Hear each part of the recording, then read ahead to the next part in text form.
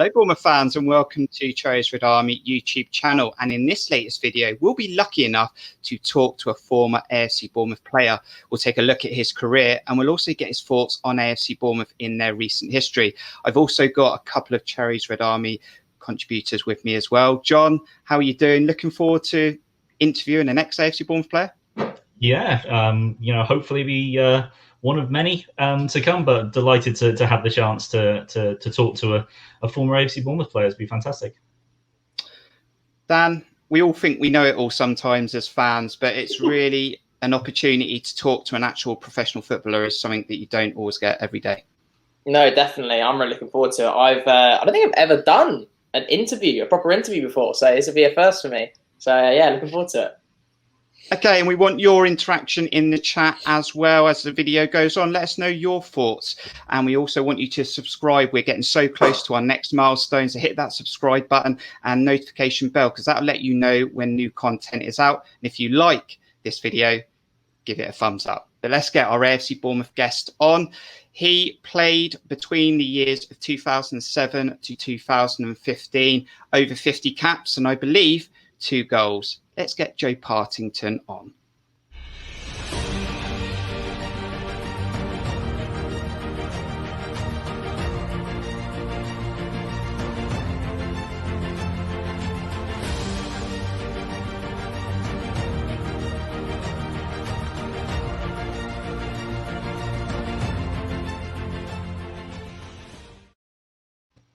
Joe Partington, thank you very much for taking the time to come on Cherries Red Army. Firstly, how are you doing and how's things going?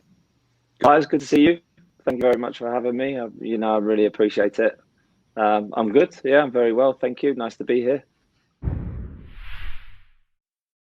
How did you get into football? Born in the South, I believe, 1990. Yeah, 1990 is sort of not really a young man anymore in football, but I was born in Fareham, which is a town in Portsmouth, and was sort of exposed to football pretty early on. Really, the friends that I still count as my best friends now, sort of played football with growing up from about the age of 3 or 4, as you do, and then just sort of continue to play and enjoy it. Really.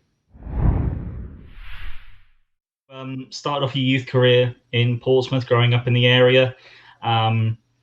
Obviously, it then came to a point where it seemed as though you weren't going to be held on by Portsmouth, unfortunately, but you were picked up by the Cherries. What was it like in your youth career, sort of starting out in Portsmouth, and then obviously there's disappointment, but then you did, go on to find success when you went on to join us? Looking back now, obviously with fond memories, it was a bit of a blessing, really, in disguise at the time. Portsmouth, where I went to every home game with my dad. I was a supporter of the football club, as you are when you're born into that area, really.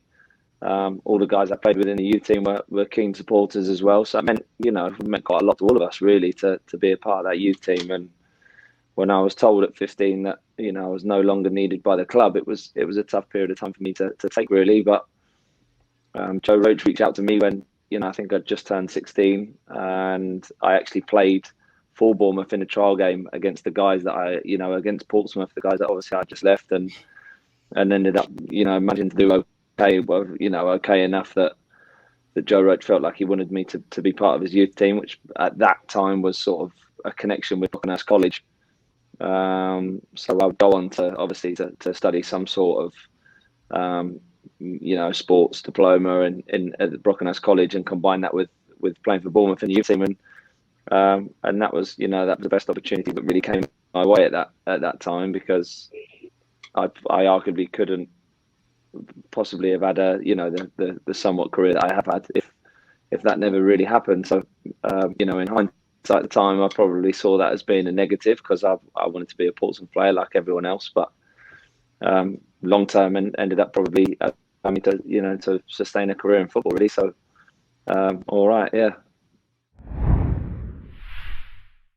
So Joe, you obviously joined the Cherries after Portsmouth, and you made your debut in February 2008 versus Luton. Scored your first goal against Swansea, and I believe that is the youngest player to score for Bournemouth. What was that whole experience like? I am actually, and that's the one thing that I've got that I can tell other people to impress them. To be honest, recently, I do a little bit of work with the academy and the good guys, obviously that are working with the young players in Bournemouth's academy there. And when Johnny made his debut last season, I was panicking that I might not be able to hold on to that record anymore. But luckily, he didn't score, so I've still got something to talk about. But that Luton experience was pretty cool, actually. Looking back on it, I never sort of really expected to be involved, but as you will know, the state of the club at the time meant that the youth team sort of made up the bench, to be honest. And so almost through, I was playing very well in that youth team, along with a couple of the other guys, Josh McCoy, I think, and obviously Sam Oakes was already in the team. And we were involved a lot in training on match days without ever really getting on the pitch. And when that moment came, it was pretty cool. I don't remember really touching the ball or doing anything, but I remember that we won the game 4-1. So that was a nice memory. And then obviously a couple of weeks later, I turned 18 and scored that goal, which was, it sort of went down there from there. Really, that was probably the best moment of my life.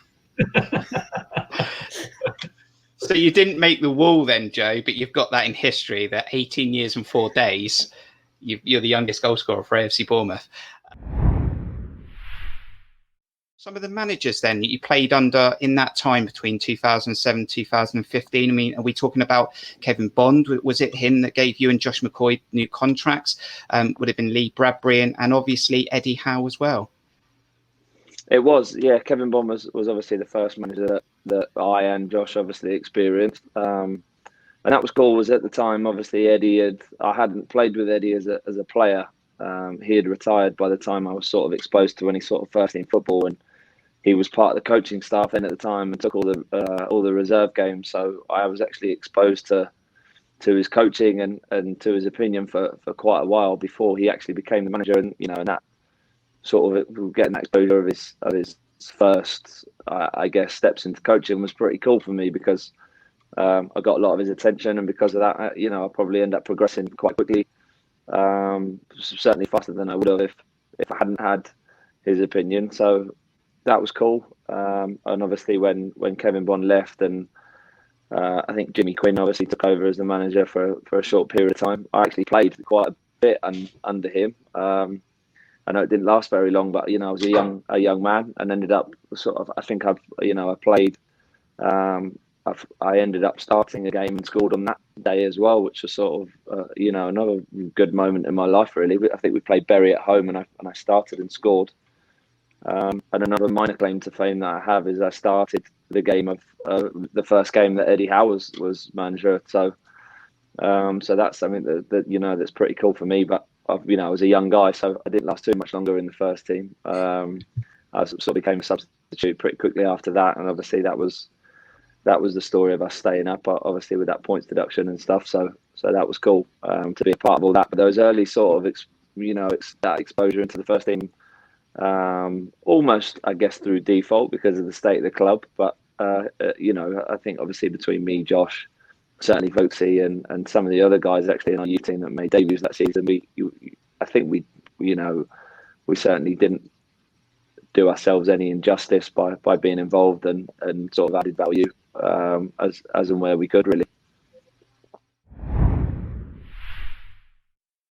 So it was sort of at this point that getting yourself into the first team, getting more action, that you started unfortunately picking up a few bad injuries, and that sort of really hampered the progression that a lot of Bournemouth fans wanted to see from someone that had come through their youth team. And what was it like? I mean, as Bournemouth fans, we're kind of used to seeing really popular players in the squad take bad injuries, but Callum Wilson and Lewis Cook have suffered massively with injuries over the last sort of half a decade. But what was it like recovering from that? And obviously you then went on to gain some experience to get yourself some fitness back, going to Eastbourne Borough. You went to Aldershot and Eastleigh, a good few loan spells during sort of your last year. It like I say, it was difficult really, but I was for quite a long period of time I was sort of involved in the team without ever actually being a main player in the team. My whole sort of day-to-day life was sort of revolved around trying to become a first team player.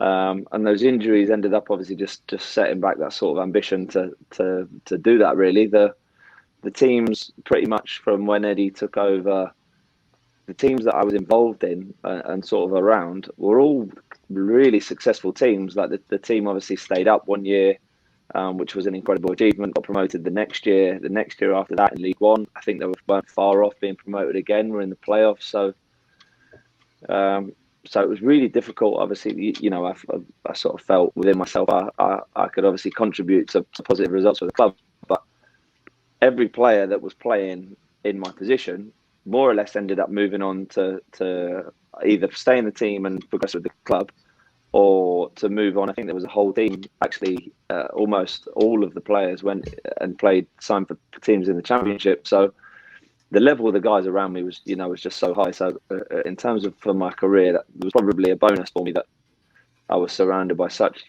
amazing players, and also probably a hindrance because I never ended up actually playing loads of football. So and the injuries obviously just always, especially the early ones, the latter.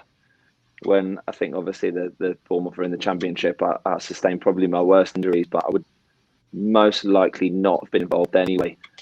But the League One and the League Two injuries that I sustained were, really sort of hindered my progress in trying to make it into that team.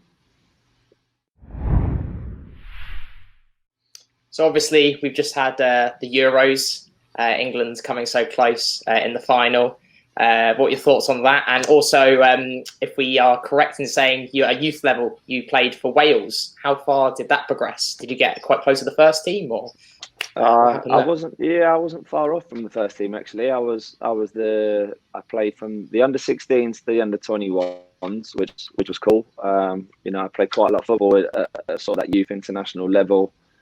I captained the under-21s for quite a few games, which was really cool. Sort of with the Welsh side of my family, I feel incredibly proud of that. So that was nice. And I think I made it onto one, possibly two, if I can remember, shortlists for the first team, which basically, like, if anybody got injured, then I may have had to go, but nobody ever did. But that was like being involved in that sort of stuff at the time was cool. I was a young guy, 20 years old, doing okay in the Welsh sort of under 21s and sort of in and around the first team, which was at that age, pretty unique, really. So that was it was a good period of my life, really. But I'm still fond of Wales. Obviously, my mother's family are all Welsh and they're incredibly proud. But I was born in England, so I don't have split loyalties. I want both teams to win, and obviously when England were competing in this Euros, I went absolutely mental in trying to support them. So that I have a good time. I have a good time when obviously England and Wales both play, apart from when they play one another, really. We maybe scored too early in that final. A lot of minutes to hold on to it. I'm just going to lead on to a couple of questions from what John and Dan before I come to my next question, Joe. I mean, picking up such a bad injury, I think it was like 10 months you were out, and Callum Wilson had a similar injury. I mean, can we be blamed as fans for forgetting that football players are human? And did you have to watch a lot of the players train whilst you were trying to rehabilitate, whatever you call it, and you're trying to get better? I mean, is that difficult as a young man? It's genuinely, yeah. I know, obviously, that from the outside looking in on a footballer, then I guess the perception is that whatever state you're in, it's easy. But it is incredibly difficult. I was surrounded. I sustained probably the worst injury. That 10-month one was a knee reconstruction, of which I'm still reminded every day of a screw that sort of pokes out the side of my leg, holds it together, which actually in itself is pretty incredible. That I can still play to some sort of level with a screw in my knee, which is it's pretty amazing. But a 10-month injury for any footballer, really, especially at a young age, is incredibly difficult to deal with. I was very lucky, really, that I had such good people around me, including the medical team. Bournemouth were always so good to me. I think in a 2-year period that the guys were in the Championship, I spent 20 out of 24 months injured. So I spent a lot of time not only obviously recovering, but I was in and around the changing room that all these guys that I'd sort of been around and played with for such a long period of time were now winning games and progressing in the championship, and I was sort of way below that level in terms of fitness and probably if I was fit, possibly in ability as well. So I was sort of around a part of the club in its most successful period that it had obviously been at that moment in time. And I wasn't really a part of any of it, to be honest. I went to all the match days. I was, shook all the guys' hands before a game, but never really got to truly experience how that feels and contribute to any of that. So, yeah, that's tough. But sort of when you buy into football, nobody really explains that could possibly be something you have to deal with. But ultimately, it's with good people around you, it's something that you can certainly get through. Just out of interest, would that have involved Steve Hard as well, who's just recently left the club? Was he part of that healing process for you? Yeah, he was a big part of that, actually. I spent a lot of time with Steve. We had, a pretty good relationship. Every time I'm lucky enough to go back to the club and bump into him now, it's always great to see him. A lot of obviously the club has changed since I left, and there's a lot of new faces, but certainly the guys obviously that have been there for a long period of time, I'm very very fond of and very familiar with. So I suppose when you don't spend a long period of time on the pitch and you spend quite a lot of time off it, you get friendly with the guys that are sort of in the backroom staff, and they were all great with me, to be honest, and I owe them quite a lot, because without that sort of care, you see a lot of people injured now who don't end up recovering, and I managed to recover from quite serious career-threatening injuries, to be honest, and I've managed to play to some sort of level beyond that for about 6 or 7 years. So I'm forever be grateful for how they looked after me, really. I really think it shows credit that you had that strength to come back and still play, like you said. We're going to play a little game now, Joe, if you don't mind. We're going to talk about teammates. Okay, now this is purely based on your teammates from AFC Bournemouth. Hopefully you're not going to drop anyone in it. Not sure if they'll be watching this when it goes out. But who was your best mate during your time at AFC Bournemouth? I spent most of my time with Steve Cook, to be honest. He's somebody who still was I'm very close with, and has gone on to be almost, in my opinion, arguably, I would say selfishly, because he is my a close friend of mine, but I think he's one of the best players the club's ever had, to be honest. So we spent a lot of time with each other. We lived with each other for a number of years, and we had a good time. Is it cheeky to ask if he's still happy at AFC Bournemouth? I believe he is. Yeah, I mean, he's part of all the club's success, as far as I'm aware. He is. He plays an incredibly important role now in the squad. He's not only does he play to an incredibly high level, but he's also seen where the club's obviously been and gone to. And I think it's important that you have those sort of people around, because not only is he set the standard for anybody new coming into the club, but he certainly knows where it's been, and people that have been around the club when it was at that level. I don't want to say, can almost feel like playing in the Championship and the Premier League is just where the club should be, because a lot of us have experienced different, and Steve is one of those guys. So without him, it's difficult for the new players to appreciate where the club has been. Everything crossed. Stay Steve Cook, please. Right, inspiration. Who is your inspirational trainer during the time at AFC Bournemouth? Inspirational trainer. Early years, probably Jason Pearce. When I was young, he sort of was only a few years above me, but just sort of the whole his work, and I'm sure it sort of comes out in the way he plays, really. But he was ultra professional. He gave everything in training every day. He was certainly a great example for me to sort of try and emulate and look up to. And as far as I'm aware, Jayden Stockley, obviously, who is playing with him now at Charlton, still says he does the same things every day again. So he, there's no surprise that he's played to a certain level for a long period of time. We know Warren Cummings was a prankster. Was there any others? Was sort of set the bar for that sort of stuff, to be honest. But when I was exposed to first team football, obviously at that age, you never really know what to expect. And there was obviously such a good group of guys at the time: Warren Cummings and Danny Holland, Sean Cooper, Alan Connell, all obviously still sort of in and around the club now, who obviously hold the club's values very highly. But the changing room was bonkers, to be honest. It was nuts, and was certainly led that. So yeah, I've got some good stories. Two more teammate questions. You're going into the changing room match day. The tunes are on. Who's got the best tunes in the changing room?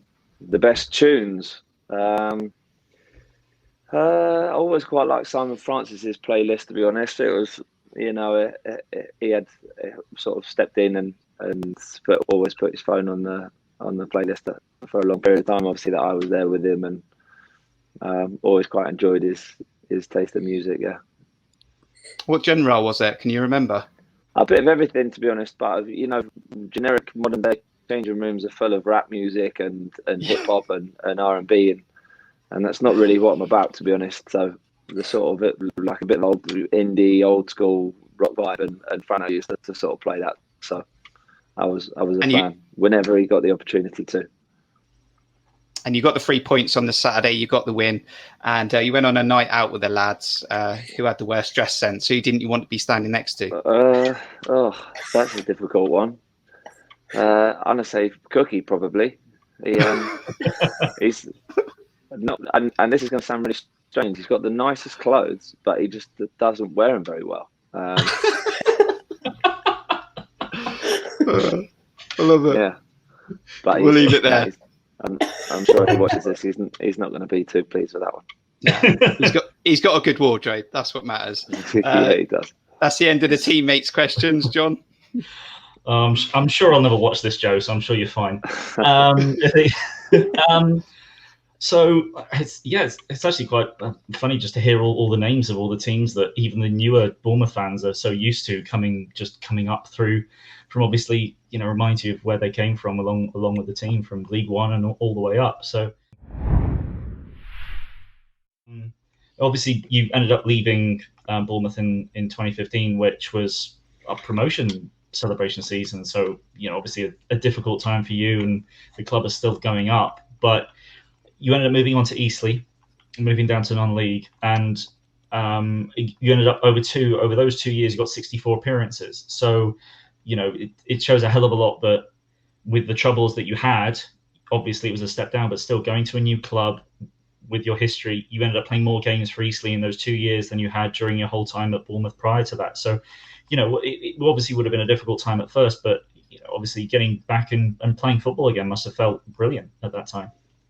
I think so. Yeah, it was like you say, the guys were obviously flying in the Championship at the time, and I was obviously trying to get over. I believe that was when I was getting over my knee injury, and I was fit enough to obviously play for someone in January, but certainly wasn't obviously going to be involved in the first team because they were at the peak of the Championship at the time. So I think it was important for my life really to play some football, and in that moment, really, the opportunities that I had to go and play were with Eastleigh because, as I touched on before, I'd probably spent of the 24 months of those 2 years, 20 of which were sort of injured, really. So from that January to the April, I went on loan to Eastleigh and played in every game.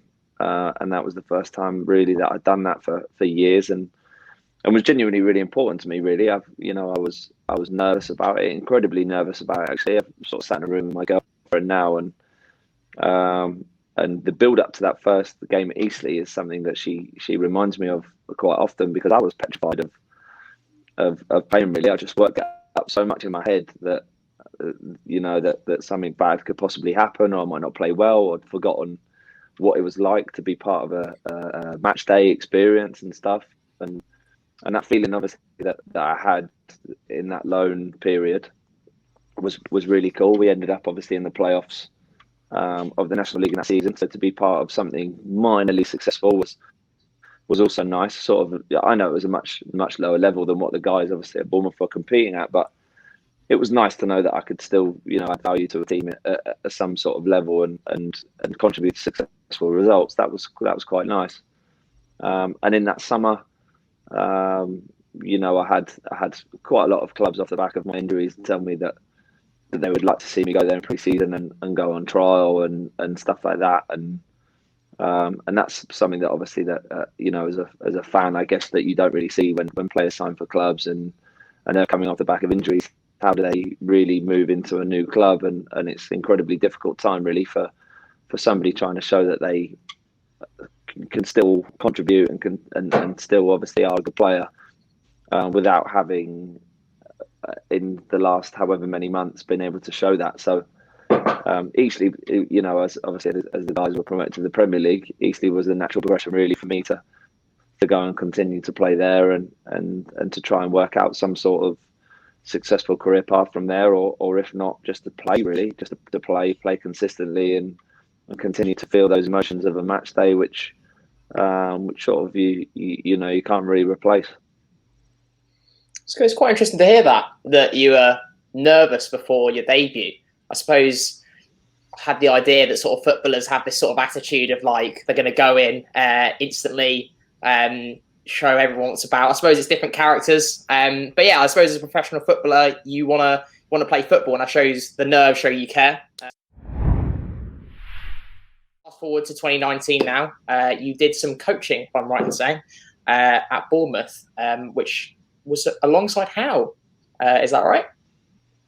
No, not really. Not really. I mean, obviously Eddie was in charge of all first team operations and stuff. But you know, so something I did do and something that sort of stuck with me for years really was when I sustained the second injury of that long period of time that I was injured. The meeting that I had with the manager at the time, obviously Eddie, was that he suggested that I do something, obviously that alongside recovering from an injury, that it takes you know, a lot of mental space to sort of to get over one, let alone get over two. So so a couple of, you know, 2 or 3 nights a week, I was ended up going down to the academy, the Bournemouth Academy at the time, and just watching the guys work. To be honest, I got involved a little bit, to, you know, what, after I'd been there for a while, and it was something that I was interested in.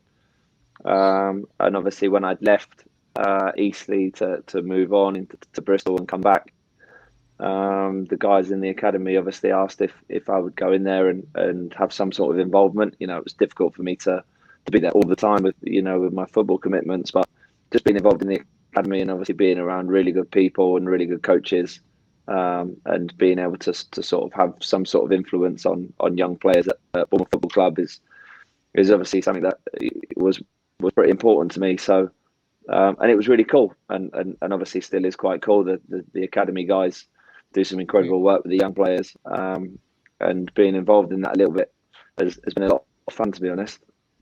Awesome. And what we're seeing at the moment is we're seeing players come through those academies, and hopefully some of them will get a chance this season, because it looks like there's some real talent in there. Just quickly there, Joe, picking off of Dan's point there. I mean, are you currently still playing football at a professional level? And I mean, is your ultimate game to go into coaching?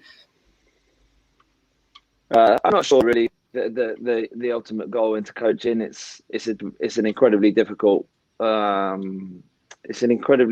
career to have and say, like, oh, I'm going to coach and I'm going to be successful at it, because a lot of people want to do it, and success in football, as we all know, is pretty difficult. So I have I have interests in a lot of stuff, to be honest, and I'm involved in quite a lot of things that may or may not give me opportunities by the time I decide to stop playing. But at 31, you know, I signed for Bromley this summer. Obviously, who were in the National League playoffs last season, and they're putting together, you know, a really good team, they're a really good club full of really good people, and it's something that I'm excited to be a part of, really. So my obviously short-term ambition is to have success for them, to add value to their club, and, you know, hopefully I can do that. Really, I still enjoy playing, and I'm still pretty fit. Most of the young guys in the team still can't believe I'm 31, which is nice. So you know, I'll continue to play and continue to enjoy. There we go, Dan. John, we've got our second football team for this season to look out for in the National League. That'll be Bromley. So we're behind you. And Joe, right, Joe, what we would love to do now, as we've got you on, and we don't always get opportunities like this, as I say, is to get your thoughts on AFC Bournemouth in the last few years. And let's go right back to that final season in the Premier League. They said we had the best squad ever AFC Bournemouth's ever had on paper. Then COVID hit. It looked like there was pressures behind the scenes. Certain management were looking tired and players potentially weren't performing. I mean, what was your thoughts on ultimately AFC Bournemouth getting relegated on the final day of the season and everything that went on in that season? It was, it was a tough watch. I became a fan of obviously the club, of course, not as much as you guys, but when you're familiar with the football club and everybody obviously who's played for Bournemouth, certainly, looks out for results. I know quite a lot of the guys who end up playing for Bournemouth sort of migrate to Bournemouth and they never leave the town. So to watch it that year from afar, obviously get a little bit of an insight through Steve and through speaking to him, it was incredibly difficult. I think the guys, like you say, the team on paper was pretty impressive, to be honest, but they couldn't really sustain that team for long periods of time because of injuries that quite a lot of the guys had. And after that happens, especially after really a lot of the success of the club was built off the back of a certain structure of team and similar players buying into obviously the manager's ideas, it's really difficult for players obviously who haven't been directly involved in that to come in and to be as successful as the guys who have already done it. So that season was obviously looked like it was going to be really difficult from the get-go because of those injuries and COVID coming and obviously stopping the season probably didn't help. And obviously the period of time after when the Premier League restarted, there was just so much pressure on the guys to perform and to win games. And looking back, things had gone against the club in terms of goals being given in other games that obviously weren't goals. So it just wasn't an accumulation of a lot of things really. But I think everybody always expected Bournemouth to be hovering in and around the relegation zone. So possibly from the outside looking in, that pressure, being under that much pressure every single season, may have just become a little bit too much for the guys really in the end. Yeah, it was certainly a difficult time as a fan to be watching it, regardless of how much you followed them. Then we end up last season with probably the biggest upheaval there's been in about a decade at the club. Difficult to sum up all the things that happened, but I suppose the funny thing is, looking back at last season, obviously it didn't turn out as successful as we'd liked, but it was probably the first time for a long time that the fans actually had quite a high expectation of what the club was going to do. Because when you were there and we were struggling to stay up initially in League Two, then it was, oh my God, I can't believe we got promoted. Wow, we're doing quite well in League One. Oh my God, we got promoted. And everything just seemed to steamroll upwards with, not really much sort of expectation behind it. Suddenly, we're a parachute payment team that's expected to do well. I mean, how do you feel how do you think that obviously it struggled initially with I say initially, we started quite well with Jason, who I'm sure you've got a relationship with, and then Woodgate coming in. I mean, what did you think of the team and how they did for last season? That's something obviously that as you say is incredibly difficult really as a supporter of a football club. It's the way your expectations are really. Suddenly you've been exposed to so much joy for so many years, and everything is, you don't expect to achieve success, but you do, and then suddenly now you expect success and you don't achieve. So it's a tough job being a football fan. I know it is. I've now supported Portsmouth for a long time, so I know exactly what it's like. But Bournemouth last season, as you say, in spells they performed really well. I think what they did, involved in obviously in the team, they've just got such special players really that could win games in moments, and I'm sure it was probably difficult to watch as a supporter when for whatever reason obviously Bournemouth weren't winning games, because I know obviously with the team that that you guys had, you expected to win most of them.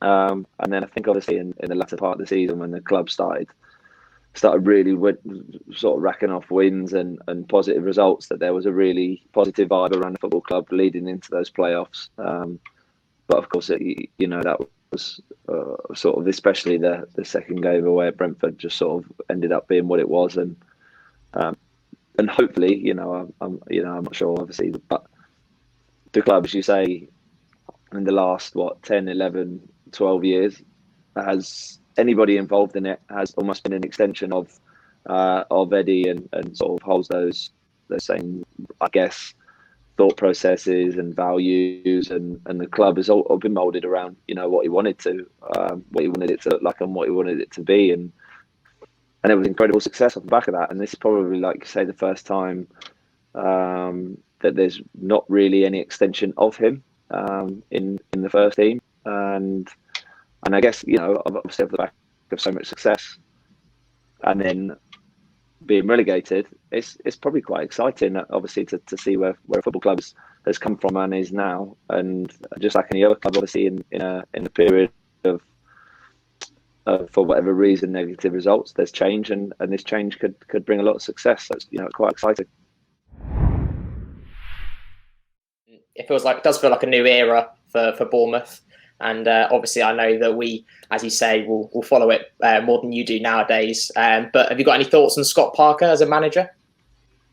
I mean, from what I've seen Fulham play, obviously the year they got promoted from the Championship, and then last year, I know that obviously they were relegated, but a lot of people were saying really positive things about how he got his teams to play, the sort of values that he that sort of had his teams playing. So I don't see why if he's had success with Fulham, there's a lot of good players still at Bournemouth, incredibly good players. So I don't see why there's no reason he can come in and impose his style on the guys, and it can't be a really successful period of time, really. It's Bournemouth has had a sustained period of one manager for a long time, and obviously over the last couple of years now seen 3 managers in the space of 2 pre-seasons. So hopefully there's that period of sustainability is coming again, and it'll bring a lot of success to the football club, to be honest. It's like you say, Joe. I mean, I think this was always going to happen at some point. I always thought that when Eddie left, it was to go to probably a top 8 team. I didn't expect Eddie to leave for us being relegated. So I think that was hard for us to take last year, and we tried to, with a quick turnaround, keep that continuity with Jason Tindall, and it just didn't work out. But this was always going to happen. The old guard is sort of leaving. I think a bit more is leaving than we actually thought would leave. I mean, I was saying maybe it is ready for a change if it's not Eddie Howe and Scott Parker's come in, but Steve Fletcher's still there. I mean, have we got to give this a chance as fans, because it might take more than a year, but we know the pressure the club's under because the finances are tight at the moment. Yeah, it's difficult, isn't it, really, to project or almost to try and suggest which way it's going to go, to be honest. I mean, Scott Parker has had success in the Championship.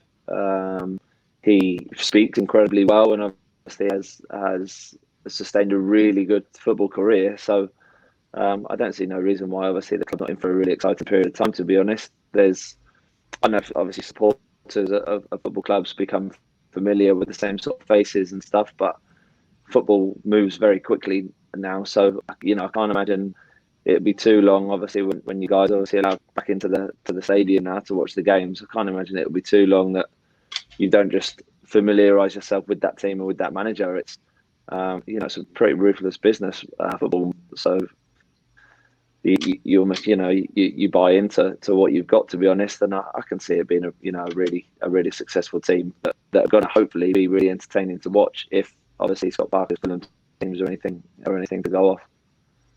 There's still business to do then, Joe, but I'm going to put you on the spot. Do you have an early expectation of what Bournemouth can do next season? Can we make the playoffs and give ourselves half a chance?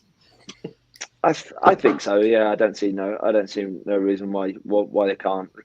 The club, as you say, what do you expect, and what do you see as being a surprise? And now obviously the club is expected to do well. The club is expected to win the majority of games that that they're involved in that league, and that brings obviously its own pressure. But the club has got fantastic players. A few of the guys obviously were in the Championship Team of the Year last year, and that's no surprise. So I think if the bulk of the last season's players continue to show what they're capable of, I can see it being a really positive year. John, any final questions for Joe? I know you're probably looking for a Bromley shirt on the other screen that you're looking at. Yeah, well, just thinking about actually just to finish off and look where you're going sort of in the future, where you see yourself, because you said how difficult it is as a coach, which I can totally understand. You've over the years you've actually been captain of certainly the youth teams at in Welsh in the Wales national team. You've I don't know whether you were captain at any point in youth level, but for Bournemouth. But I see that you were also captain of Eastleigh as well at one point. Do you take that? Is that kind of leadership? Have you always had that at a young age? Is that kind of a thing that you want to take on as you start? Are you providing businesses for you set up fitness camps in the Hampshire area as a business? Yeah, we sort of just provide guys training sessions in the off season really to go back to pre-season fit. But the captain thing it's not. I guess I sort of grew into that really from being around, from being influenced by the people around me. To be honest, when I was 16, 17, I obviously had exposure to Joe Roach, who was an incredibly important influence on me. My father was a really important influence on me, and he always, he sort of always led. Even now, if we're going paintballing, he just takes over the team and tells everybody where to go. He always sort of played that role. So I was exposed to responsibility from a pretty early age in terms of being involved in a team, and I never sort of I never asked for that role. Obviously did it in the Welsh national teams and for Eastleigh for a number of years. I've done it alongside sort of as an understudy to Danny Hollands the last couple of years, but obviously whenever Danny hasn't played, I've played that role, and it's something that I wouldn't say it's natural. I'm not the captain of Bromley for example, and I'm still going to be the same guy. I'm still going to try and play the same role. You're obviously given more responsibility as a captain in terms of your jobs, but in terms of personality as a football player and sort of influence on the pitch, that stuff never really changes. To be honest, you are who you are as a player, and I sort of grew into that from pretty early age. To be honest. Make sure you own that stereo at Bromley as well, Joe. Don't want that rap music coming on. Dan. Final thoughts from you then, Dan. I mean, we got some youthful players trying to break into the team. Scott Parker looks like he might give the youth a chance. Is Joe's youngest goal scorer for AFC Bournemouth, is that safe? Do you hope so? Are we going to say that? Are we going to say that? Yeah, I'm allowed to say it. I'm allowed to say I hope so. Well, there you go then. Brilliant. Actually, one last thing before we wrap this up. I'm interested to know, just as a general football question, who is your inspiration growing up in football, or who's your inspiration now? If it's changed? It's a pretty open question, to be honest. As a kid, David Beckham was just obviously was the one guy that I wanted to try and emulate how he struck the ball, how he, just this whole, just to be totally honest, like it's embarrassing to admit, but I used to get his haircuts as well. I was just, I was all in, steam train. And then as you grow up, and obviously as you grow into being exposed to first team football, your idols don't, in a way, and obviously a lot of guys that I can imagine will relate to this, who play, is your idols stop becoming people that you watch, but they start becoming people that you play with, and you try and take the things that you see day to day as and use for yourself. So at that period of time, the guys that I really used to look up to were Simon Francis was a guy that played like I wanted to, and somebody I've played right back for a lot of years, and it sort of molded around the base of how he used to perform. To be honest, he played that role for obviously the most successful years of the club. And he did an incredible job at it, and I'm just trying to be a poor man's one of him, really. So he was the guy, really. And I've never really spoken to him about it, but as you do go into professional football and you get exposed to first teams, you look at other players instead of obviously the Premier League players who are sort of beyond your level, really. Is there a Joe Partington with a mohawk somewhere in Google? There's definitely not a mohawk, but I had the curtains, I had the bleached hair. Used to sit with the skull cap, and my mum would pull the hair through the pins. I had a shaved head with the tram lines through it. Like, if you name it, at that period of time, I had it. But I think that my parents drew the line at the mohawk, to be honest. I think I'm going to regret saying this, but I think I had the Alice band at the same time as David Beckham as well. So we all did it. Joe, we wish you all the best for pre-season and with Bromley. Hope it all goes well. We really appreciate you taking the time to do this. I'm sure I speak on behalf of John and Dan. Thank you very much. Yeah, brilliant stuff. Nah, cheers, guys. I enjoyed that. I had a good time. Thank you for having me. And hopefully we'll see you around Bournemouth at some point, back at football matches. It'd be great to see you around the club at any time. I'll hopefully get down to a game or two this season if I can. Definitely. Fantastic. Thank you to everyone who's joined this video, and let us know your thoughts in the chat. If you weren't able to join live, you just let us know your thoughts in the comments. Also subscribe to our channel, help us get to our next milestone, and hit the like button as well. But from me, John and John and Dan, and especially Joe, we'll see you on the next video. Up the cherries.